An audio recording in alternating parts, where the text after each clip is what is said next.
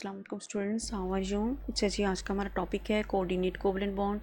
Coordinate covalent bond जो होते हैं, कोवलेंट बॉन्ड की टाइप होते हैं। कोवलेंट बॉन्ड में हमने क्या देखा था, हमने 2 types of pair of bond जो हमने डिस्कस किए थे।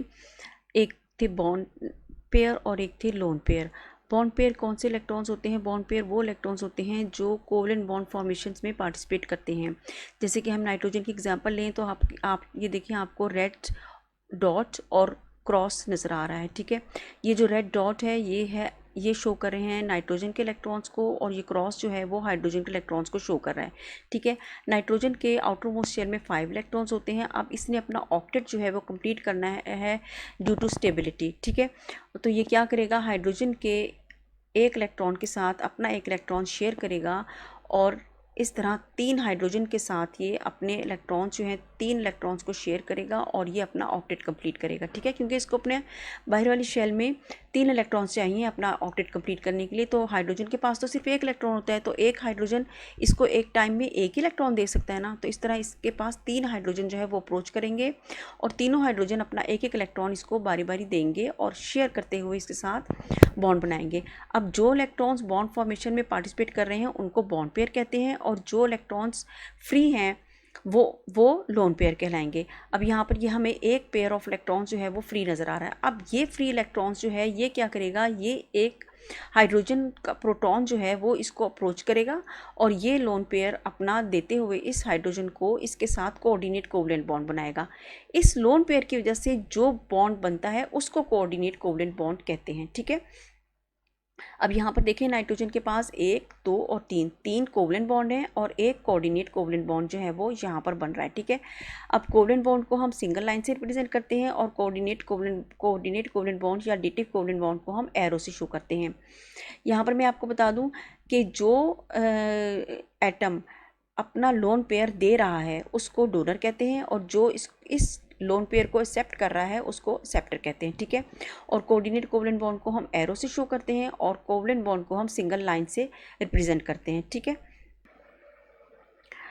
अब हम इसका कंपैरिजन डिस्कस कर लेते हैं कोवलेंट बॉन्ड का और कोऑर्डिनेट कोवलेंट बॉन्ड का। यहाँ पर मैंने आपको 1 2 3 4 5 पॉइंट्स हैं जो मैंने आपको यहाँ पर लिख दिया। इसका आप स्क्रीनशॉट लेकर इसको अपनी नोटबुक पर आप इसको सेव कर लें। ठीक है, ताकि आप अगर कंपैरिजन का कोई क्वेश्चन आ जाए तो आप उसको यहाँ से देखकर इजीली याद कर सकें। अब इसमें कंपैरिजन में क्या है कि हमने देखा है यहाँ पर कि ये जो होते हैं म्यूचुअल शेयरिंग ऑफ इलेक्ट्रॉन्स होते हैं।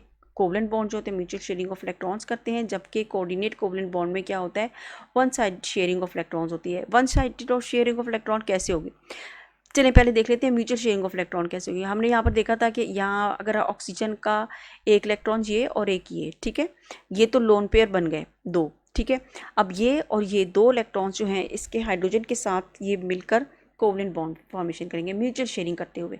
जबकि कोऑर्डिनेट कोवलेंट बॉन्ड में क्या होता है, one sided of sharing of electrons होती है। देखें यहाँ पर नाइट्रोजन और बोरोन में, बोरोन के पास देख लें बाहर वाली शेल में कितने इलेक्ट्रॉन्स हैं, ब्लू वाले जो हैं वो बोरोन के हैं 1 2 और 3, बाहर वाली शेल में इसके 3 इलेक्ट्रॉन्स हैं। तो जब ये फ्लोरीन के साथ कोवलेंट बॉन्ड बना रहा है ना यहाँ पर, तो ये देखिए 1 2 और 3, 2 2 और 2 कितने हो गए, 6 हो गए। अब ये इसका मतलब है कि इसके ये अभी कोवलेंट बॉन्ड बनाने के बावजूद भी इसका ऑक्टेट जो है वो कंप्लीट नहीं हो रहा। तो इसको ये क्या करेगा, ये नाइट्रोजन के साथ अप्रोच करेगा, क्योंकि यहाँ अमोनिया के साथ अप्रोच करेगा, क्योंकि अमोनिया में हमें यहाँ पर ये 2 इलेक्ट्रॉन्स जो हैं लोन पेयर जो है हमें यहाँ पर ये फ्री इसके पास नज़र आ रहा है। तो ये क्या करेगा, इसको अप्रोच करते हुए इससे इलेक्ट्रॉन्स ये 2 अपने लेगा और अपना ऑक्टेट जो है वो कंप्लीट करेगा। इस सूरत में जो बॉन्ड बनेगा उसको कोऑर्डिनेट कोवलेंट बॉन्ड कहते हैं। तो अभी आप देख रहे हैं कि ये वन साइडेड शेयरिंग हो रही है। ठीक है, नंबर 2 पॉइंट देते हैं, फॉर्म बिटवीन सिमिलर और डिसिमिलर एटम्स। ये कोवलेंट बॉन्ड जो होते हैं सिमिलर एटम्स में भी बनते हैं और डिसिमिलर में भी। ये देख लें यहाँ नाइट्रोजन नाइट्रोजन में भी बन रहा है और हाइड्रोजन ऑक्सीजन और हाइड्रोजन में भी बन रहा है। ठीक है, जबकि कोऑर्डिनेट कोवलेंट बॉन्ड जो होता है between 2 unlike atoms, coordinate covalent bond हमेशा 2 अनलाइक एटम्स के दरमियान ही बनेगा। थर्ड पॉइंट में क्या कह रहा है, मे बी पोलर और नॉन पोलर, पोलर भी हो सकता है और नॉन पोलर भी हो सकता है covalent bond. Coordinate covalent bond जो होते हैं ऑलवेज पोलर बॉन्ड ही बनते हैं। ठीक है, because it forms between unlike, क्योंकि हमेशा ये अनलाइक एटम्स के दरमियान में बनते हैं, इसलिए ये पोलर होते हैं। अब शेयर, चौथे पॉइंट में क्या कह रहा है, फोर्थ पॉइंट पे, shared pair of electrons are donated by short lines. हमने पहले भी बताया था मैंने आपको ये कि कोवलेंट बॉन्ड्स को हम सिंगल लाइन से सिर्फ रिप्रेजेंट करते हैं, जबकि कोऑर्डिनेट कोवलेंट बॉन्ड को हम एरो से शो करते हैं।